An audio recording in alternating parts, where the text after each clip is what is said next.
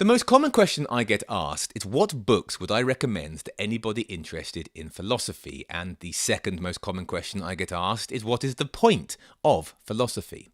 And so to kill two birds with one video, here is my answer. So I might annoy some philosophers by saying this, but I've always thought that the best thing about philosophy is when it acts as a kind of therapy. I think that philosophy is best when it helps us understand ourselves, our relationships, and gives us the tools by which to make better decisions. I have a love-hate relationship with the self-help industry. I often write a lot of self-help stuff, and I've read a great many books about it as well. And some self-help books can be original and they can be fresh, but I've always found that the bulk of it is just philosophy in a set of new clothes. It's Aristotle in a podcast form. It's Lao Tzu giving a TED Talk. There is nothing wrong with this, because big ideas wrapped in big words almost always take a lot of chewing. For example, I used to teach Friedrich Nietzsche to 16-year-olds. Often they really took to him, and so I told them to go away and read a book. I told them to read on the genealogy of morals. But they didn't love him then. Philosophy is one of the most important disciplines in the world. It can change lives and it can define them, but it's often difficult. So it makes sense that millionaires are made by explaining or condensing complex philosophical ideas for a modern ear. But the problem is that any time you simplify, you lose a bit of nuance, and if you simplify it again, you lose a bit of meaning. When you simplify a thing so many times, it becomes so diluted and dumbed down that it becomes worthless. So here for you are 3 examples where I think that philosophy is at its richest at its source. Here are 3 books worth more than a bookshop full of self-help manuals. First is Aristotle's Nicomachean Ethics. One of the hallmarks of genius is to not be thought of as a genius. It's to create something so obvious and clear and straightforward that when you first meet it, it feels as if you knew the argument long before you read it. An inventor, for example, will become rich thanks to billions of people saying, "I cannot believe that anybody hasn't thought of this before." And likewise, a novelist, a writer, or an artist will create something so immersive that you often won't see the effort in the planning, the execution, and the edits. Aristotle's Nicomachean Ethics is a genius piece of work because you do not see the genius behind it. When I first read Aristotle as a student, I read it like I would any book or article, and I was swept away by the argument. Everything he said just seemed so obvious. It felt as if I was being pulled along a path and I could imagine no other route forwards. I drew wisdom from his ideas and I followed his conclusions, but I felt as if there was something greater, far greater, lurking beneath the surface. Because Aristotle's work is so well crafted, this was not a rushed work of an all-nighter marching to the drum of an angry editor. As the philosopher Michael Pakaluk put it, the density and concentration of Aristotle's thought is difficult for a beginner student to appreciate, not least because hardly anybody writes this way. Nearly every sentence plays a role in some argument or another, and every word plays a specific role in the sentence, as in a carefully crafted poem. So what's Aristotle's book about? Well, the ethics in his book is an older version of how we use that word today. Today, ethics means right and wrong. It's pretty much synonymous with morality. But in ancient Greece, ethics was more about a way of life. It was how you behaved and your entire character. So Aristotle's book is literally a guidebook or an argument about how to behave as a human being. It's about how to live well, how to be virtuous, and most importantly of all, how to be happy. Because the book starts with the question, what is the ultimate purpose in life?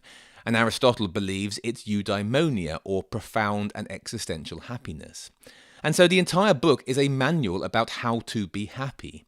It's the work of decades of philosophical study and debate from one of history's greatest minds. And it says, okay, if happiness is the destination, how can we get to there? And the path Aristotle leads us on is an act of genius. You'll think you've heard it before, and it will change how you view life. So yes, Aristotle's Nicomachean Ethics is my first choice. Second is Essays by Michel de Montaigne. There are only a handful of people in history who you can say literally started an entire genre. You could say that Mary Shelley with science fiction, Jane Austen with romance novels, and J.R.R. Tolkien with modern fantasy. And the 16th century French philosopher Michel de Montaigne is widely considered to be the father of the essay. Today, essays are everywhere. Almost all long-form non-fiction you read online comes in essay form. And while there is no way to easily define a literary essay, you could broadly say it's where you explore a theme in a philosophical style while weaving in autobiographical details and fascinating asides. And Montaigne was one of the first to do it. Essay in 16th century France literally meant a trial, and the idea was that Montaigne's essays would be where he takes a trial, a question, an issue, a problem, and then he'd pen his reflections on the topic.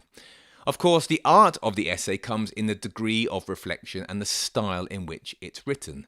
A good essay requires wit, erudition, and relatability. And there are two reasons why Montaigne's essays are such a great example of the self-help genre. The first is that Montaigne is quite literally taking us through his solutions to common problems. Here we have a hugely intelligent human being talking about topics that are just as relevant today as they were 400 years ago. For example, he talks about feeling lazy, dealing with liars, and the best way to apologize.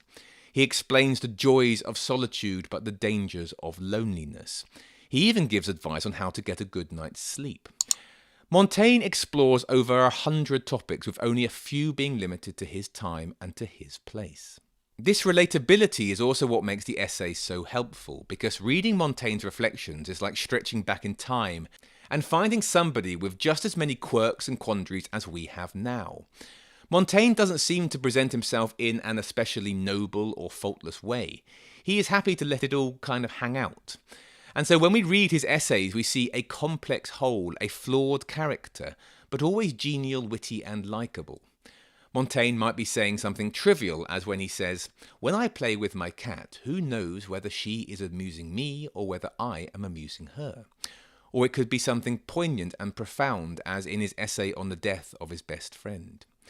But he always comes across as human as you and me. The philosopher and writer James Baldwin once put it perfectly when he said, "You think that your pain and your heartbreak are unprecedented in the history of the world, but then you read. It was books that taught me that the things that tormented me the most were the very things that connected me with all of the people who were alive and who had ever been alive." That's what I get when I read Montaigne. Third, the Dao De Jing by Lao Tzu. There are some people who are quite reluctant to call books like the Dao De Jing philosophy at all. They argue that philosophy is a narrowly defined discipline that involves premises, conclusions, and grounding all of your argument in this rational discussion. And so if we define philosophy like that, then yes, the Dao De Jing is very much not philosophy. Because the Dao De Jing is very different from both Aristotle and Montaigne. In fact, it's different from almost all academic work written in the Western tradition. It's a collection of aphorisms and pithy nuggets that are so vague it's hard to even make sense of them at times. Not only do they refuse to give you any straight answers whatsoever, but they make you question whether there can be any straight answers to be found at all. But the reason it's important for self-development is because books like the Dao De Jing appeal to an element of the human condition in a way that more rational texts simply cannot. In many ways, the Dao De Jing is closer to poetry than philosophy, but in the way that poetry can also be deeply philosophical.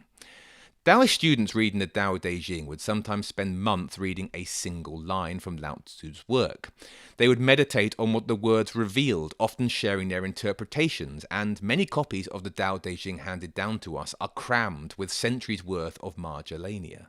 The Dao De Jing gives us two key insights. The first is to accept that some things are beyond our comprehension and likely will remain beyond our comprehension forever. There are mystical forces and answers that cannot be labelled, but which are no less important for it. Whether you prefer to call that the Tao, fate, the unconscious, socio-economic forces, the will, God, or whatever, the central idea is the same. Some things exist and cannot be named. The second is what the Dao De Jing is about. It's about listening to these nameless forces. It's about following the river of your life, waterfalls and rapids too, if it comes to that. Blaise Pascal once wrote that the heart has its reasons which reason knows nothing of. I quote Pascal because listen to your heart is a bit too saccharine and cliched even for me. I do not know entirely what the Dao De Jing is about. Some of it does appear to be paradoxical nonsense. I don't think anybody can entirely make sense of large portions of it, but The experience